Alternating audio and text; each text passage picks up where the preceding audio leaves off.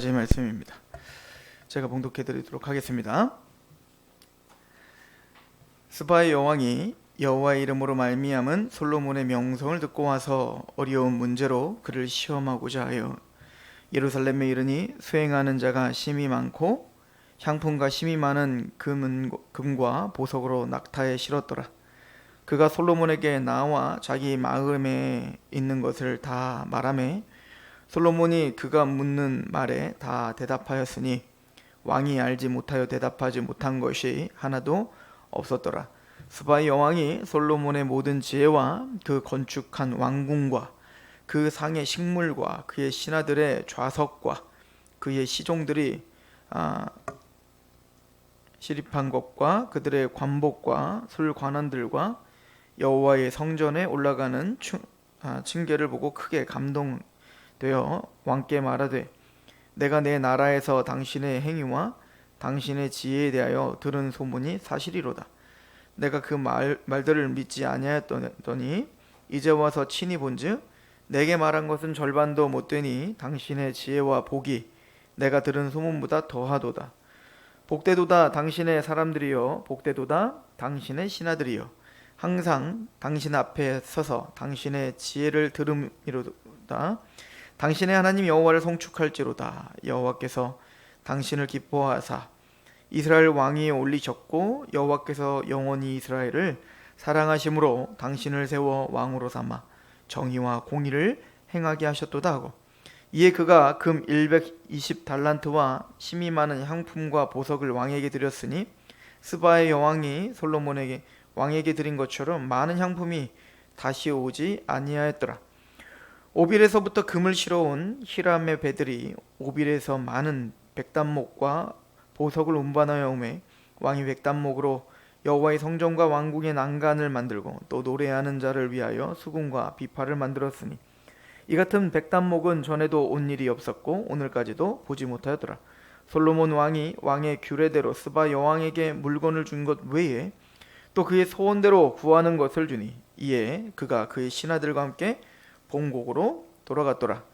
솔로몬의 세입금의 무게가 금 666달란트요 그 외에 또 상인들과 무역하는 객상과 아라비아의 모든 왕들과 나라의 고관들에게서도 가져온지라. 솔로몬 왕이 쳐서 느린 금으로 큰 방패 200개를 만들었으니 매 방패에 든 금이 600세겔이며 또 쳐서 느린 금으로 작은 방패 300개를 만들었으니 매 방패에 든 금이 3만에라. 왕이 이것들을 레바논 나무 궁에 두었더라. 왕이 또 상하로 큰 보좌를 만들고 정금으로 입혔으니 그 보좌에는 6층계가 있고 보좌 뒤에 둥근 머리가 있고 앉은 자리 양쪽에는 팔걸이가 있고 팔걸이 곁에는 사자가 하나씩 서 있으며 또 12사자가 있어 그 6층계의 좌우편에 서 있으니 어느 나라에도 이같이 만든 것이 없었더라.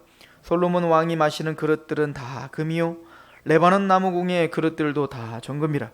은 기물이 없으니 솔로몬의 시대에 은을 귀히 여기지 아니함은 왕이 바다에 다시스배들을 두어 히람의 배와 함께 있게 하고 그 다시스는 배로 3년에 한 번씩 금과 은과 상아와 원숭이와 공작을 실어 왔음이더라. 솔로몬 왕의 재산과 지혜가 세상의 그 어느 왕보다 큰지라. 온 세상 사람들이 다 하나님께서 솔로몬의 마음에 주신 지혜를 들으며 그의 얼굴을 보기 원하며 그들이 각기 예물을 가지고 왔으니 곧 그 은그릇과 금그릇과 의복과 갑옷과 향품과 말과 노새라. 해마다 그리하였더라. 솔로몬이 병거와 마병을 모으매 병거가 1400대요 마병이 12,000명이라. 병거성에도 두고 예루살렘 왕에게도 두었으며 왕이 예루살렘에서 은을 돌같이 흔하게 하고 백향목을 평지에 뽕나무같이 많게 하였더라. 솔로몬의 말들은 애굽에서 들어왔으니 왕의 상인들이 값주고 산 것이며 애굽에서 들어온 병거는 한 대 은 600세겔이요 말은 한 필에 150세겔이라. 이와 같이 헷사람의 모든 왕과 아람 사람들에게 그것들을 되팔기도 하였더라. 아멘. 오늘 말씀은 솔로몬의 지혜와 또 부귀영화, 가장 강력했고 가장 부유했다 뭐 한마디로 말하면 이렇게 정리할 수가 있습니다. 또한 이 솔로몬의 지혜와 이 영광스러운 화려한 이 왕국을 보기 위해서 여기 보면은 온 세상 사람들이 다 하나님의 그 솔로몬의 마음에 주신 지혜를 들으며 그의 얼굴을 보기 원해서 온 세상 사람들이 막 다 예루살렘 몰려들고 있다. 진짜로 역사 속에서 온 세상 사람들이 막 솔로몬이 막 거의 뭐 지금 여기 글대로 보면 솔로몬 왕은 거의 페르시아나 바벨론, 아수르와 같은 대형 제국을 형성한 황제처럼 그리고 있죠. 근데 우리가 잘 알듯 이스라엘은 그랬던 적이 한 번도 없어요. 그 고고학을 연구해 보든 아무리 연구해 봐도요, 솔로몬이 물론 이스라엘의 왕 중인 가장 화려하고 능력이 있었고 지혜로웠다는 건 사실이지만 전 세계적인 어떤 그 황제들에 비하면 사실은 솔로몬이 그렇게 모든 나라를 막 정복하고 하는 건 아니었거든요. 그런데도 불구하고 이 성경은 솔로몬의 이 왕궁을 거의 그 완벽하고 그리고 완성된 왕국으로 그리고 있다는 것을 우리가 좀 오늘 중점적으로 보셔야 돼요. 근데 재밌는 건 이 10장을 넘어서서 이제 11장부터는 이제 막 타락하는 솔로몬이 이제 막 급격하게 막 보이기 시작합니다. 그래서 우리가 이제 다윗도 마찬가지였지만 이 솔로몬의 이야기도요, 두 가지 차원에서 봐야 되는 거예요. 인간적인 솔로몬이라고 하는 사람을 통해서 우리에게 주는 메시지가 있고, 또한 성경적인 구속사적으로 솔로몬이라고 하는 상징성을 통해서 우리에게 주는 메시지가 있어요. 그러니까 지금 솔로몬의 왕국은 거의 완벽한, 거의 하나님의 나라와 방불한 나라로 지금 묘사를 하고 있는 이 사건을 보면서 우리가 이제 열왕기상하, 이제 그 전에 이제 사무엘상하도 우리가 그 연구해 봤지만 다윗이라고 하는 존재가 완벽하거나 온전하거나 구원자가 될 수 있는 자가 아님을 그의 삶을 통해서 우린 여실히 봤지 않아요? 처음에는 잘 나가는 것 같다가 그의 인생 말년으로 갈수록 다 죄짓고 맨 끝에는 그 인구조사해갖고 맨 마지막에 마지막 업적이 뭐냐면 책망 받는 거예요, 다윗이. 그래서 제가 그런 얘기도 했잖아요. 사실 다윗의 인생이 거꾸로 기록됐으면 참 좋았겠다. 그죠? 거꾸로 책망만도 시작해갖고 나중에는 막 골리앗 때려 부시고 막 목동으로서 혼자 하나님을 찬양하는 그런 모습으로 그려졌으면 좋겠는데 거꾸로 된 인생이었다. 그걸 통해서 우리가 보는 건요, 다윗이든 솔로몬이든 아브라함이든 이삭이든 야곱이든 뭐 바울이든 베드로든 말이에요, 성경은 그들을 영웅시하려는 의도가 전혀 없다는 걸 우리는 아셔야 되는 겁니다. 그래서 솔로몬 또한 이제는 11장부터 급격한 타락의 이야기를 우리에게 보여주므로 솔로몬이 성경에서 예언된 그 메시아가 아니라는 사실을 우리에게 분명히 해줄 겁니다. 솔로몬은 죄인이며 솔로몬은 하나님의 은혜가 필요한 자임을 분명히 할 겁니다. 개인적으로도 솔로몬은 자신이 보기 영화, 지혜가 있었고 뭐 병거성을 짓고 강력한 군사력을 갖고 있고 그렇게 살다가 하나님 앞에 아마 큰 책망이 있었고 아마 큰 깨달음이 있었을 거라고 봐요. 그 지혜를 활용하여 하나님을 바라보는 순간이 있었을 겁니다. 그게 아마 신학자들은 인생의 말년이라고 생각을 하는데, 그리고는 마지막 지은 게 바로 전도서라고 생각을 합니다. 우리 보수 진영에서는 헛되고 다 헛되다 라고 하는 것을, 그래서 내가 얼마나 죄인이며 하나님 앞에 얼마나 설 자격이 없는 자며 내가 갖고 있는 부와 내가 갖고 있는 명예와 내가 갖고 있는 지혜와 내가 갖고 있는 어떤 지식과 그 모든 것들이 내가 아니었음을 깨닫는 거예요. 우리는 착각을 해요. 내가 뭔가를 갖고 있으면 그 부함이 나의 영혼의 부함이라고 생각하고, 내가 사람들에게 존경을 받는 위치에 있으면 내가 존경받게 합당한 자라고, 나는 자격이 있는 자라는 착각을 인간들은 하더라는 거예요. 솔로몬도 사실은 그것 때문에 무너진 거거든요. 그런데 마지막으로 참된 지혜라는 것은 그 모든 정점의 자리에서 이것이 다 헛되다라는 걸 깨닫게 하신, 그래서 내가 아무것도 아니라는 존재를 알게 하시는 은혜가 솔로몬에게도 있었던 거죠. 그러나 우리는 솔로몬의 또 다른 측면, 즉 다윗을 이야기할 때 다윗은 대신 솔로몬의 왕국은 거의 그 무결점의 왕국처럼 지금 그리고 있잖아요. 지혜로운 왕이 통치를 하니까 그 나라가 부귀영화를 누릴 뿐만 아니라 이스라엘 예루살렘을 넘어 온 세상이 막 그 지혜와 그 하나님의 행하신 은혜를 듣고자 막 몰려들고 있는 그런 모습이 막 보이잖아요. 이게 뭐 꼭 어떤 것 같아요?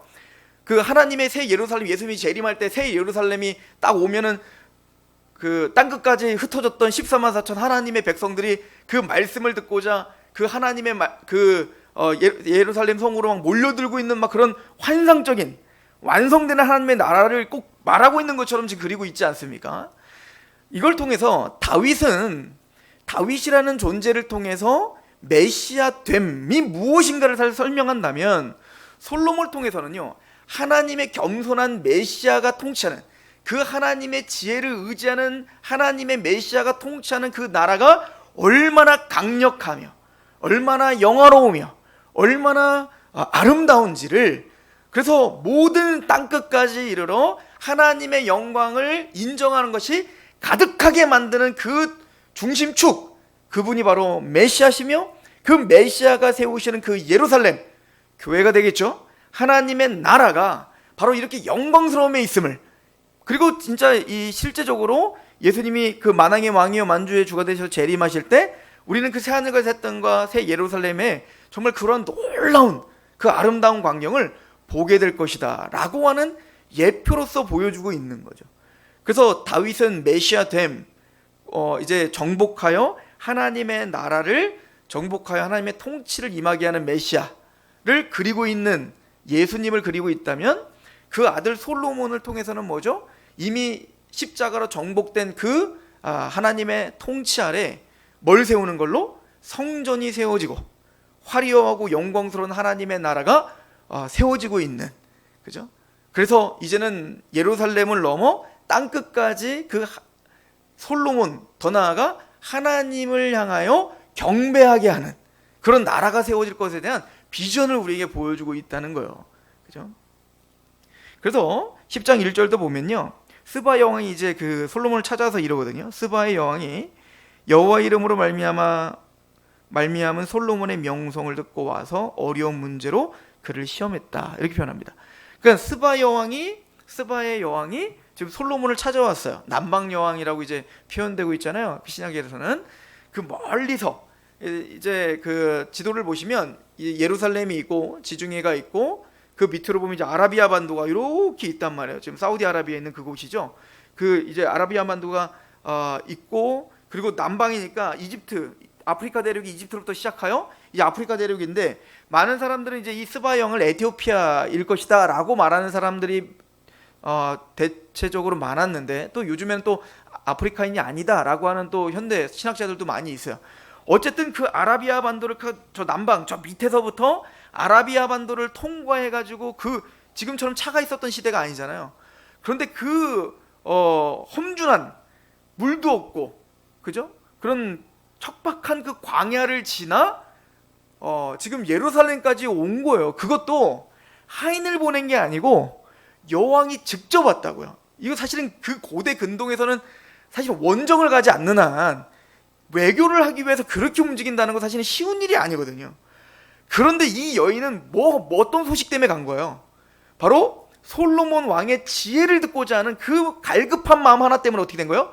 그 먼 길을 마다하지 않고 그냥 막 달려가고 있는 모습을 보여주는 거예요. 근데 이제 이 여인이 뭐라고 이야기하냐면 1절에 여호와의 이름으로 말미암은 솔로몬의 명성을 듣고, 그러니까 지금 솔로몬의 명성이 커지면 커질수록, 솔로몬의 지혜가 영광을 받으면 영광을 받을수록 누구의 영광이 올라가고 있는 거라는 거예요. 성경은 지금 뭘 확인하고 가고 있죠? 솔로몬의 명성은 누구의 이름으로 말미암은 것이다. 여호와의 이름으로 말미암은 솔로몬의 명성이다, 이렇게 표현하는 거예요. 그러니까 이것이 완성된 하나님의 나라를 우리에게 그려주고 있는 것 같다니까요.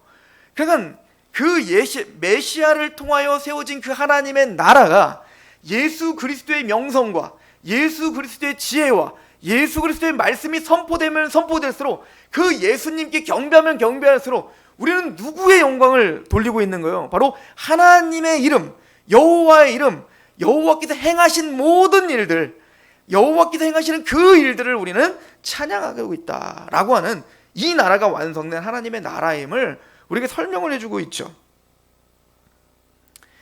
그래서 우리는 솔로몬을, 또 다윗을 이야기할 때 인간적인 다윗, 인간적인 솔로몬은 죄인이고 자격이 없어요. 그런데 그들을 들어 하나님은 구속사의 역사를 우리에게 보여주고 있을 뿐만 아니라 그 구속사의 역사의 큰 모자이크 속에 한 점처럼 지금 사용하고 있다는 걸 보여주고 있죠. 그래서 다윗의 자손, 솔로몬의 자손, 또 그의 자손들을 통하여 누가 마침내는 올 거예요? 메시아이신 예수가 올 것이고, 그리고 진짜로 궁극적인 하나님의 구원의 완성의 날이 그 메시아를 통해서 성취될 그 일들을 하는 한 점에 불과한 사람들이지만, 그 점들을 사용하여 하나님은 장중에 또 영광스럽고 화려한 하나님의 구속사를 완성하고 있는 도구였다. 하나님의 이름이 그들을 통하여 영광받고 계시다 라고 하는 인간적인 다윗과 솔로몬은 약하지만, 그런 그들을 통하여 하나님의 구속사가 지금 진행되고 있다 라고 하는 걸 보죠. 마찬가지로 우리도 똑같은 거예요.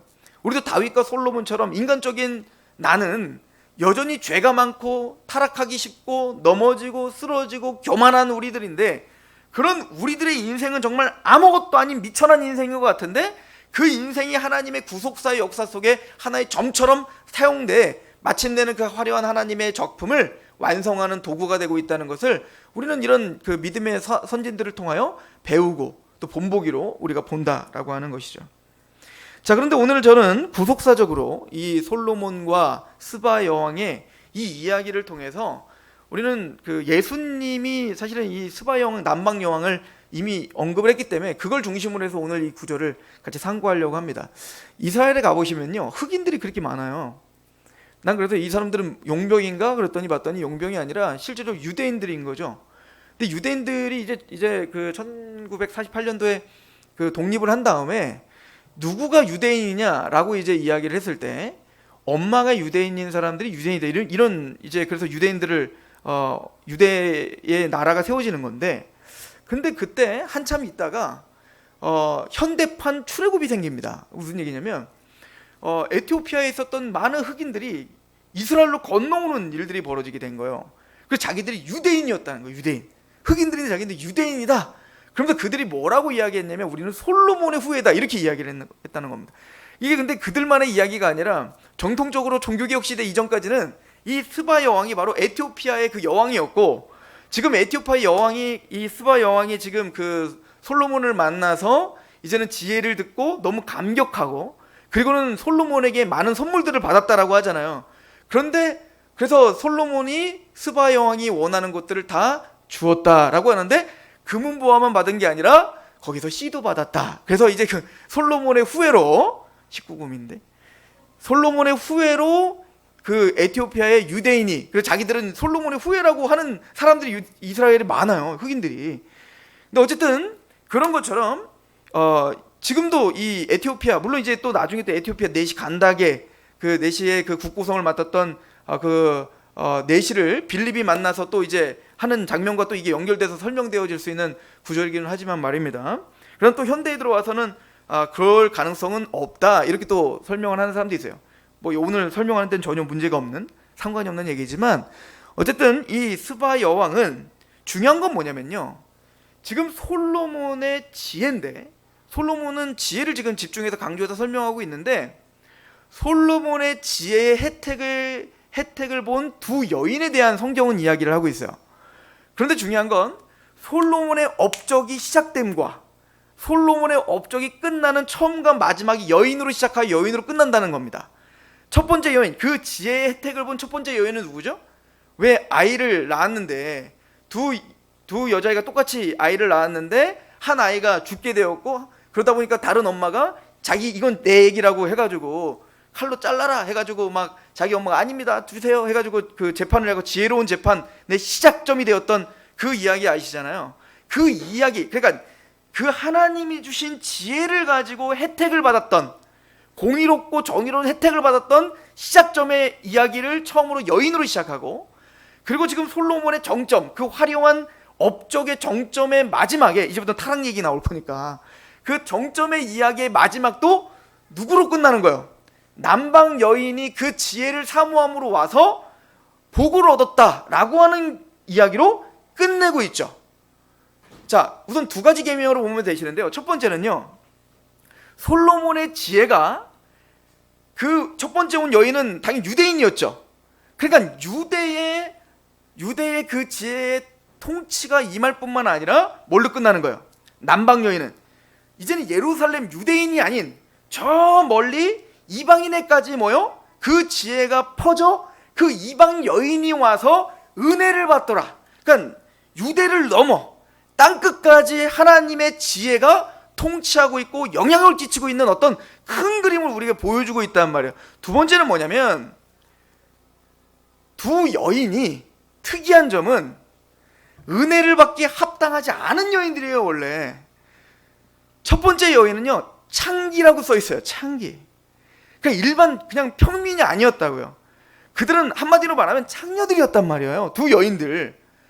그런데 거기까지 뭐요? 솔로몬의 지혜가 선포되고 있고요. 그리고 마지막에 은택을 받고 있는 이 여인은 뭐예요? 여왕이었지만 이방인이었다고요. 이방인.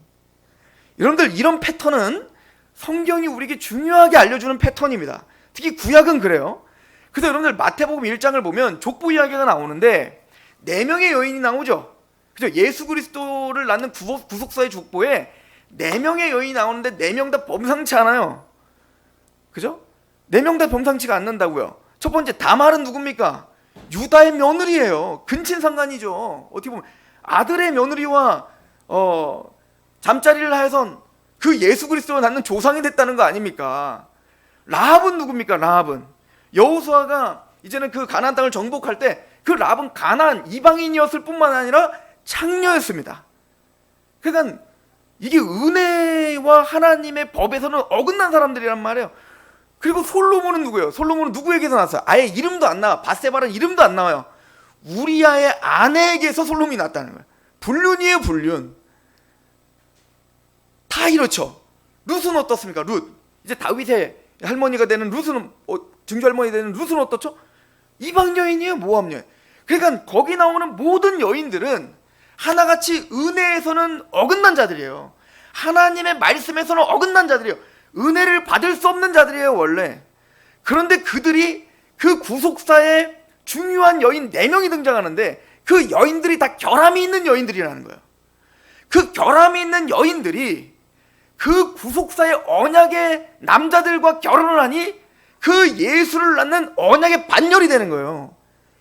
이게 바로 교회와 예수 그리스도를 우리에게 선포하는 거 아닙니까? 즉 우리는 그렇게 다말과 또 룻과 밧세마와 라합과 그리고 이방 여인, 이 남방 여왕과 그리고 그 지혜를 받았던 그 창기와 같은 그 여인들, 그 여인과 같이 우리는 사실은 은혜에는 외인들이었다고요. 우리는 하나님의 말씀을 어긴 자들이요 하나님의 말씀에선 떠난 자들이었던 우리인데 그런 우리를 솔로몬의 지혜가 그들에게 은혜를 베풀어 주시듯 솔로몬의 지혜가 그들을 통치하며 그들에게 은혜를 베푸는 시작과 끝이듯 예수 그리스도의 지혜와 말씀이 그 예수 그리스도의 은혜와 그 사랑이 우리와 만난 거예요. 그래서 우리는 교회가 된 것뿐인 거예요. 그래서 우리는 뭐죠? 아무 자격이 없고 일한 것이 없는 우리가 예수 그리스도를 만나 교회가 되었고 하나님의 자녀가 되었다. 이것이 끊임없이 우리는 사랑받지 못할 우리가 예수 그리스도 남편을 만나 그 은혜로운 남편으로 인하여 하나님의 나라요 하나님의 교회요 하나님의 권속이요 하나님의 자손들이 됐다라고 하는 것을 강조하고 있는 게 성경 전체의 이야기란 말이죠. 우리는 솔로몬과 이 스바 여왕의 이야기를 통해서 바로 그 하나님의 구속사적인 은혜를 보고 우리가 어떻게 하나님의 은혜 가운데 들어오게 되었는지를 또 우리가 얼마나 자격 없는데 그 자격 없는 우리를 한량 없는 하나님의 은혜로 우리를 불러줬음을 우리는 알게 되는 겁니다. 또 하나는 이 스바 여왕이 지금 솔로몬을 찾아오는 그 심령은 어땠을까라고 생각해 보십시오. 그래서 여러분들 마태, 마가, 누가, 요한을 한번 보세요. 특별히 누가복음은요 여성들에 굉장히 집중을 하고 있어요. 그 당시에는 사실은 여성들은요 오늘날은 사실은 이런 설교하기도 힘들어. 근데 여성들은 그 당시에는 사실은 인구수에도 들지 않았고 인격적으로 대우를 하지 않았다고요. 그런데 그 여성들인데 또 특별히 어떤 여성들? 결함이 있는 여성들의 이야기가 복음서에 계속 나열되고 있죠. 그런데 예수님은 남성들, 그 당시에 남성 우월주의적인 어떤 그 시각적인 율법적인 사고 가운데 있었던 그 남성들 중에 최고봉이었던 바리새인들 말입니다. 서기관들 말입니다. 제사장들 말입니다. 그러니까 남성들의 최고봉, 그 당시 인격적인 대우를 받지 않았던 여성들, 가장 어떻게 보면 소외되고 연약하고 괄시받았던, 근데 그런 여인들 중에서도 가장 비천하고 가장 조롱받았던 여인들을 대조하며 모든 복음서는 끌고 가고 있습니다. 뭘 얘기하고자 하는 겁니까? 하나님이 누굴 찾으러 왔냐 이거예요. 우리가 도대체 누구길래 우리가 여기 앉아 있냔 말이에요. 우리가 구원을 받았어요. 그럼 우리가 왜 구원을 받았냔 말이에요. 우리는 사실은 아무런 조건을 우리에게 찾을 수 없다는 것을 성경은 끊임없이 우리에게 보여주고 있지 않습니까? 그래서 우리가 눈여겨봐야 될 게 있어요. 우리 마태복음 12장을 잠깐 가보시죠. 마태복음 12장에 보시면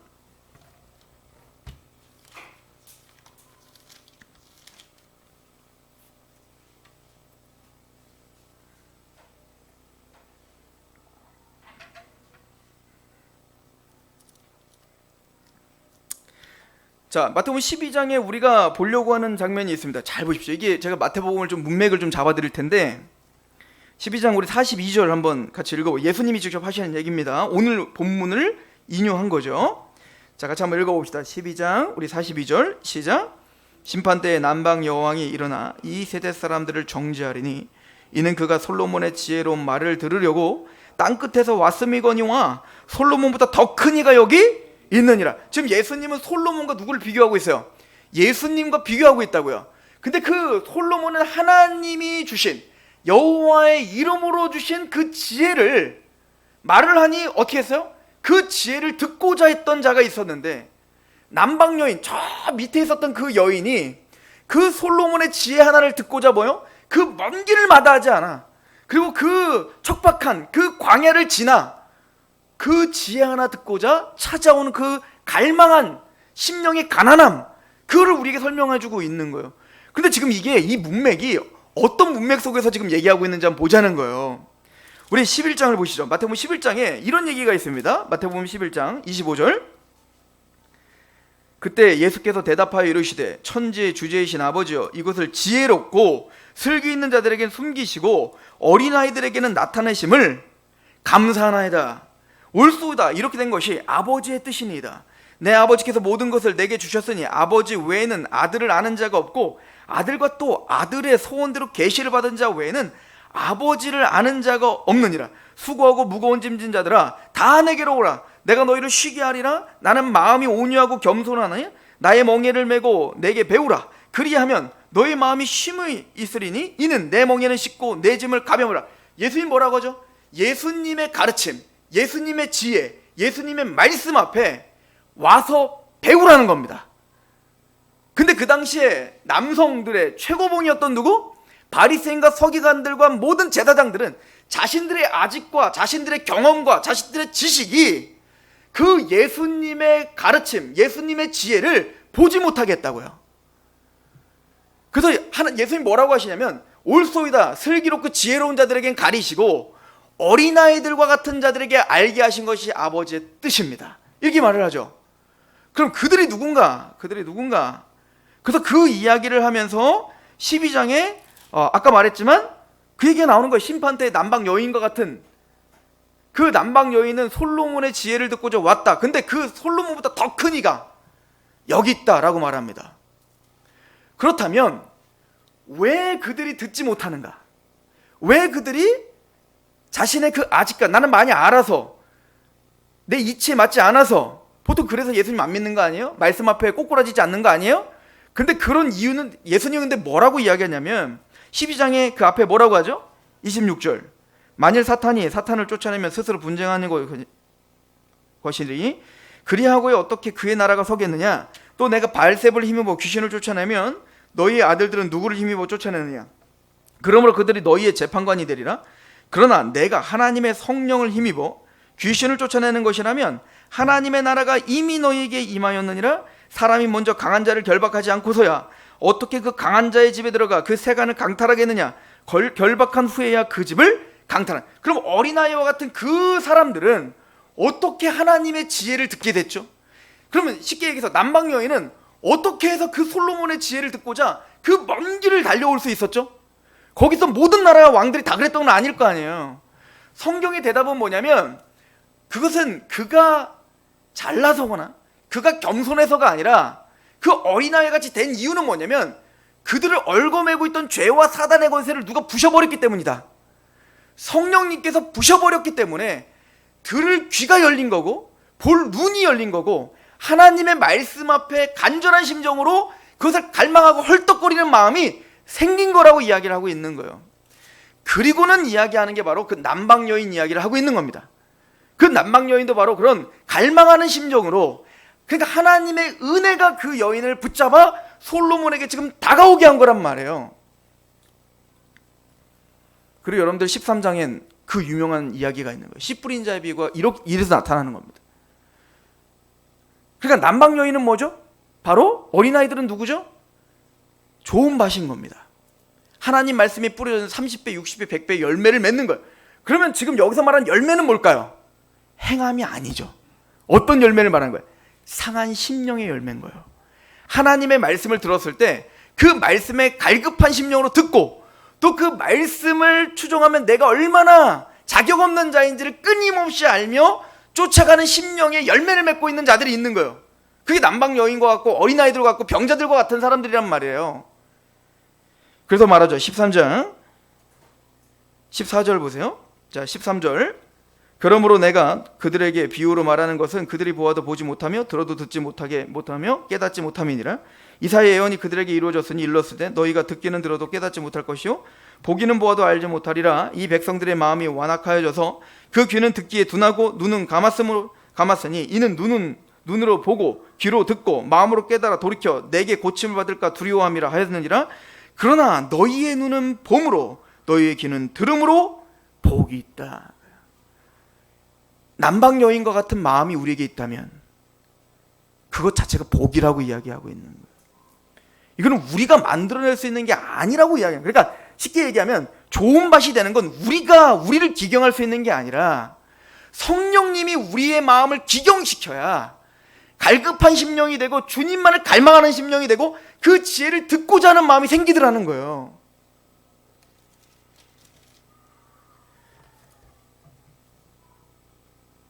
여러분들 누가복음 7장을 좀 가보시겠어요? 누가복음 7장. 자, 이 마태복음으로 이런 좀 큰 그림을 우리가 잡았다면 누가복음 7장에 특별히 이제 누가복음은 여인들을 굉장히 집중적으로 다루고 있는 복음서입니다. 자, 누가복음 7장 36절 한번 보시죠. 7장 36절을 보십시오. 한 바리새인이 예수께 자기와 함께 잡수시기를 청하니 이에 바리새인의 집에 들어가 앉으셨을 때, 참 하나님 예수님은요 의도적이죠. 지금 배경이 어디예요? 아까도 말했잖아요. 남자 중에 최고봉 누구? 바리새인, 기득권자, 내가 모든 걸 할 수 있다라고 하는 자 말입니다. 그 바리새인네 집에 일부러 가시는 겁니다. 그리고는 어떻게 하죠? 이에 바리새인들이 집에 들어가 앉으셨을 때 그 동네에 죄를 지은 한 여자가 있어. 무슨 죄를 졌는지 모르겠으나 어쨌든 죄인이에요. 누가 봐도 죄인인 여인이 들어온 거예요. 예수께서 바리새인의 집에 앉아 계심을 알고 향유 담은 옥합을 가지고 와서 예수의 뒤로 그 발 곁에 서서 울며 눈물로 그 발을 적시고 자기 머리털로 닦고 그 발에 입을 맞추고 향유를 부으니 예수를 청한 바리새인이 그것을 보고 마음에 이르되 이 사람이 만일 선지자라면 자기를 만지는 이 여자가 누구며 어떠한 자 곧 죄인인 줄을 알았으리라 하거늘 예수께서 대답하여 이르시되 시몬아 내가 내게 이를 말이 있다 하시니 그가 이르되 선생님 말씀하소서.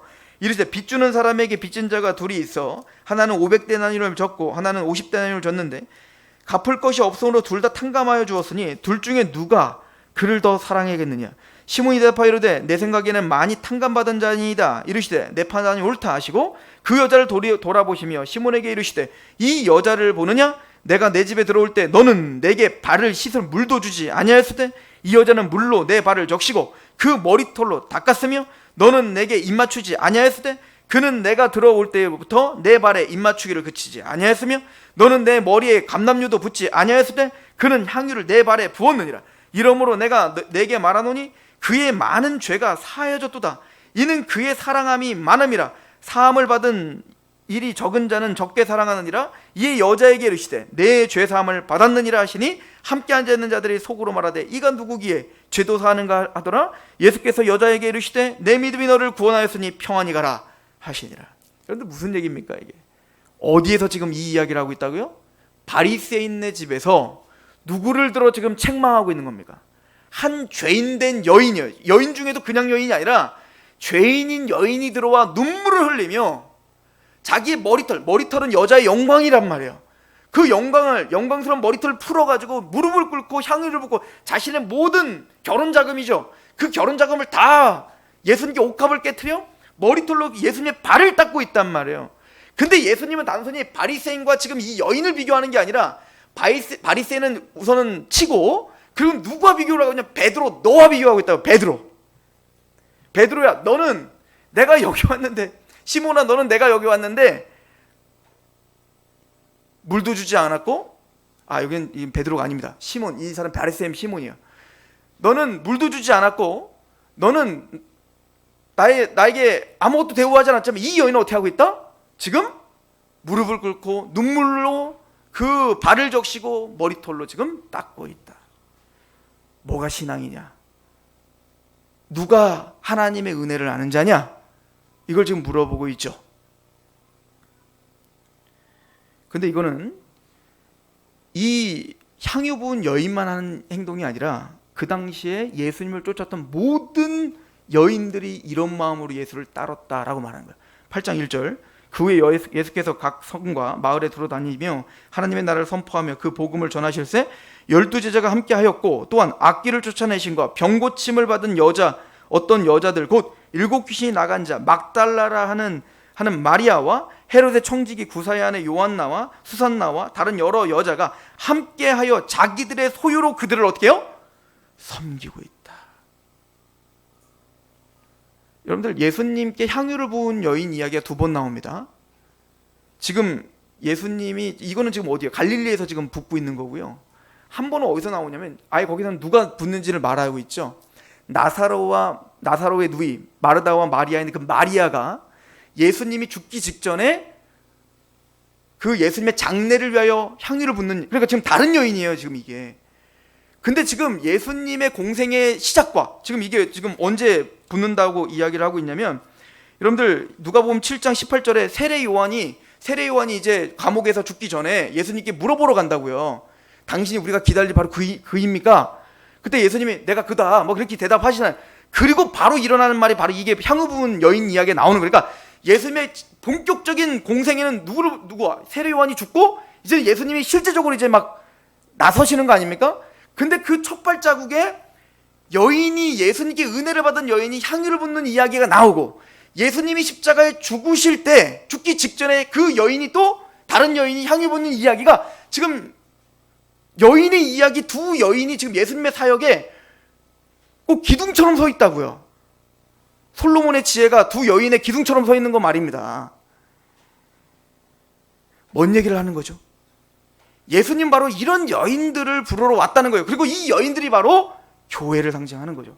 우리가 바로 그런 은혜를 받은, 그죠? 그래서 우리가 그 은혜를 알아 모든 머리를 풀고 무릎을 꿇고 앉아 발을 닦는, 그래서 우리의 소유로 그 예수님께 예물을 바치는 그 여인들의 마음이 바로 교회의 마음인 거예요. 그래서 예수님이 나중에 그 마리아가 부었을 때 뭐라고 하냐면, 막 가룟 유다가 막 세물하잖아요. 그거 갖고 가난한 사람들 도와주면 얼마나 더, 우리가 가난한 사람 도와줘. 물론 우리는 구원받은 자로서 가난한 자를 도와주는 거, 구제하는 건 마땅하지만 우리의 진짜 궁극적인 사명은 봉사가 아니라고요. 좋은 일 하러 온 게 아니라 예수 그리스도의 그 십자가의 은혜 가운데 감격하여 그 사람이 강권된 삶을 살아온 거란 말이에요. 그 예수님이 뭐라죠? 복음이 전파되는 곳에 이 여인이 행한 일도 같이 증거하라 라고 이야기를 하죠.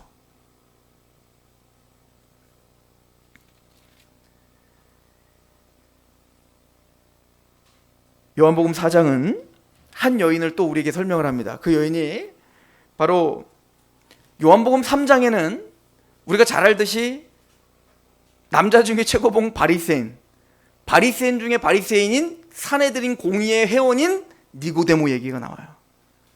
결론은 뭐냐면, 그는 아무리 니고데모가 바리새인이었고 율법을 다 지켰고 그래도 그는 밤의 사람이었고 거듭나지 않았고 하나님을 볼 수 없는 자였다. 이걸 보여주고 있는 겁니다. 그런데 그 바리새인이었던 니고데모가 거듭나 하나님을 보게 될 수 있는 방법은 뭐밖에 없다는 거예요. 마태복음의 기록과 똑같은 거예요. 성령으로 거듭나야 되는 거예요.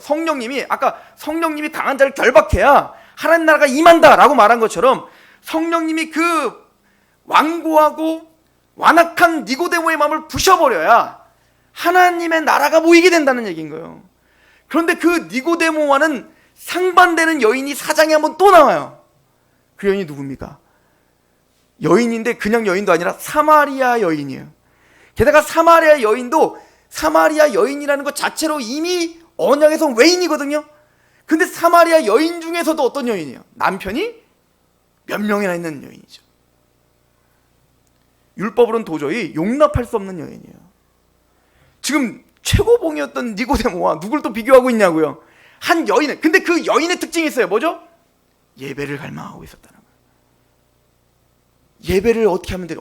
진짜 참된 예배는 무엇입니까? 그걸 갈망하고 있는 여인이 있다고요. 그 여인은 예수님을 만납니다. 그리고 메시아임을 알게 됩니다. 그리고 그 여인이 제일 먼저 했던 게 뭐죠? 바로 달려가 많은 사람들에게 내가 메시아를 만났다 기쁨으로 증거하고 있다고요. 그죠? 사람들은 조롱하죠. 저 여인이 미쳤다 이러잖아요. 성경을 보세요. 그런데 그게 자기에게 들리지 않아요. 왜? 메시아를 진짜 만났거든요.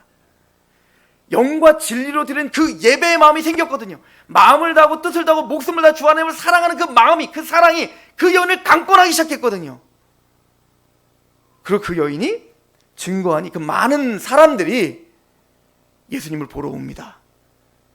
거기서 요한복음 4장 42절에 그 많은 사람들이, 동네 사람들이 이렇게 말한다. 이제 우리가 믿는 것은 내 말을 인함이 아니니 이는 우리가 친히 듣고 그가 참으로 세상의 구주인 줄 우리가 알았다. 소문을만 들었던 거예요. 이 사람들은 누구의 소문? 너무나 진지하게 증거하고 있는 한 여인. 그 여인의 말은 정말 들을 가치가 없는 것처럼 보였는데 정말 이해가 되지 않는 이야기인데, 근데 그 여인은 너무나 진지해요. 진심인 게 느껴져요.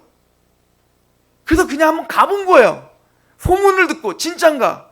그런데 거기 예수님을 집으로 유하게 하여 만나면서 그 여인을 소문만 듣는 게, 이제 여인의 소문을 통해서 왔지만 그 여인의 소문을 통해서 믿는 게 아니라 나는 친히 그의 말씀을 들었다. 그분을 직접 본 거예요. 이게 사실 전도자의 마음인 거예요. 우리는요, 믿음을 줄 수가 없어요. 예수를 믿게 할 수가 없어요. 우리는 진심만 전할 뿐이에요. 난 진짜 그분을 만났다고. 우리가 정말 죄인이라고. 사람들은 조롱하죠. 근데 그 조롱이 들리지 않는 거예요. 그 하나님의 사랑이 나를 강권하시는 거예요. 그래서 나는 그냥 예수님을 정말 만났다고, 정말 메시아라고 한번 좀 보자고, 그리고 말씀으로 데려오는 거예요. 그리고 그 사람들이 그 말씀 속에서 예수님을 직접 만나게 되는 거예요.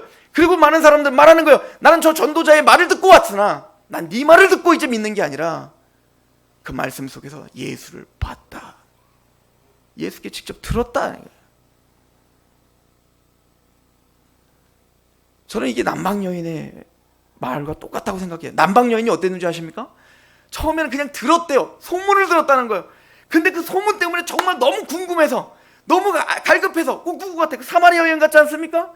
선지자인 것 같아. 자기의 그 패구를, 그 자신의 어떤 그 죄악을 막 드러내니까, 혹시 선지자세요? 선지자니까 자기가 정말 평생 궁금했던 거, 너무너무 알고 싶었던 거, 지혜가 아니면, 하나님의 지혜가 아니면 알 수가 없는 걸 물어보는 겁니까? 이 산에서 우리 조상들은 예배하라고 하는데 당신들 조상 저 예루살렘을 예배하라고 합니까? 어디가 진짜. 그 여인은 뭐에 대한 갈망함이 있는 거예요? 진짜 예배하고 싶은 거예요. 진짜 하나님 믿고 싶은 거예요. 참된 지식이 뭔지, 참된 지혜가 뭔지 알고 싶은 거 아닙니까? 그런 것처럼 이 남방 여인도 솔로몬에게 그런 지혜가 있다라는 소문을 들은 거예요.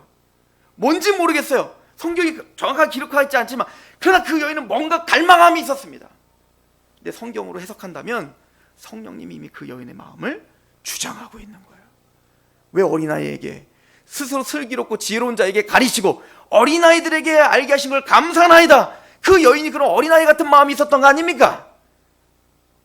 근데 그 어린아이 마음 누가 주시는 거라고요? 아까 마태복음 12장에 성령이 사단의 권세를 부셔버려야 보인다는 거예요. 들린다는 거예요. 그래서 그 남방 여인이 솔로몬에 가서 지혜를 듣자마자 뭐라고 하는지 아십니까? 오늘 본문 가보세요.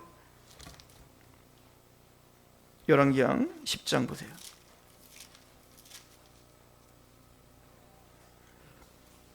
3절. 솔로몬이 그가 묻는 말에 다 대답하였으니 왕이 알지 못하여 대답하지 못한 것이 하나도 없었더라.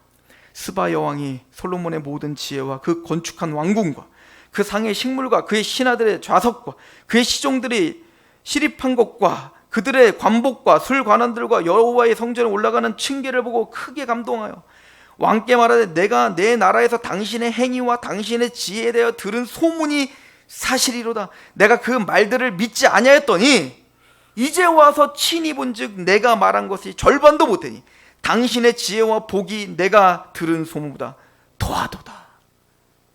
갈망함이 있어 좀 믿지는 못했어요. 그러나 정말 그 갈망함이 생겨 거기까지 가게 됐습니다. 이것도 대단한 거죠. 얼마나 갈망했으면 거기까지 갑니까? 그런데 가서 직접 보니 자기가 생각했던 이상인 거예요. 너무 놀라운 거예요. 이제 믿겨지는 거예요. 감격이 되는 거예요. 그리고 그 여인이 딱 터뜨린 말이 뭔지 아십니까? 9절, 당신의 하나님 여호와를 송축할지로다. 여호와께서 당신을 기뻐하사 이스라엘 왕이 올리셨고 여호와께서 영원히 이스라엘 사람이시므로 당신을 세워 왕으로 삼아 정의와 공의를 행하게 하셨도다 하고, 이에 그가 금 110달란트와 막 그렇게 자신의 모든 것을 솔로몬에게 다 주죠. 그리고 뭐라고 합니다. 8절 보세요. 같이 읽어볼까요? 8절 시작. 복되도다 당신의 사람들이요, 복되도다 당신이 신하들이요, 항상 당신 앞에 서서 당신의 지혜를 들읍니다. 그 솔로몬보다 더 큰 이가 여기 계십니다. 그 예수님이 우리는 정말 복된 거예요. 매일 그 예수님의 말씀을 듣고 그 예수님의 통치함을 받으며 그 예수님의 지혜를 가르침을 받는 게 아니라 그분이 우리를 대신하여 죽으실 뿐 아니라 우리와 연합되어 우리와 함께하고 있다고요. 복되도다.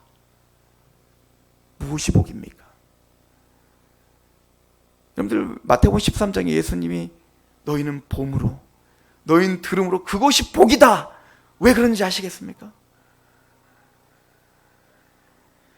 저는 이 스바 여왕의 이 솔로몬과 만나는 이 장면과 이 스바 여왕이 그 감격 속에서 자신의 모든 예물을 솔로몬에게 바치는 이 장면을 보면서 예수님과 그 수많은 여인들과 자기 향유를 깨트리며 그 지혜자이신 지혜이신 그냥 말씀이신 그 예수님을 만난 그 감격으로 사람들에게 증거했던 그 사마리아 여인, 또 그 나의 죄됨을 씻어주신 그 감격 가운데 너무너무 감사해서 많은 바리새인들이 우리를 조롱하고 우리를 정죄하지만 그럼에도 불구하고 그 앞에 설 수도 없어요. 그냥 예수님 뒤에서 눈물을 흘리며 자신의 눈물과 향으로 자신의 머리털로 예수님의 발을 닦을 수밖에 없었던 그 여인,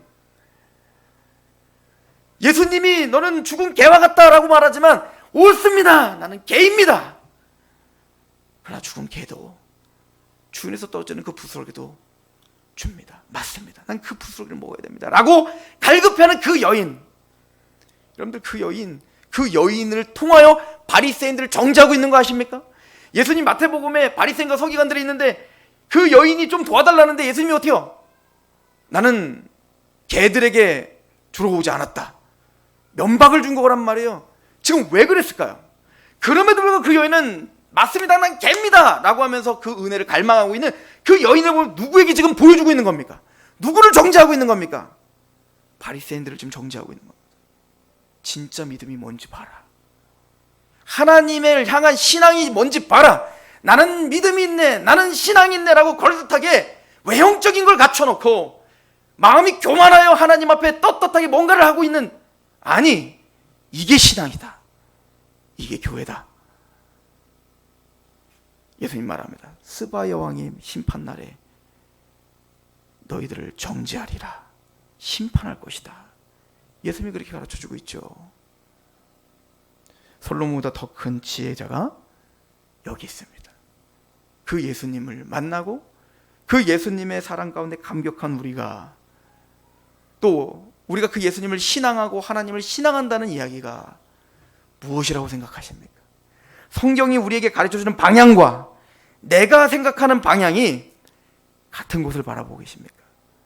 아니면 우리는 다른 곳으로 가고 있습니까? 스스로 진지하게 고민해 봐야 될 때인 것 같습니다. 기도하겠습니다.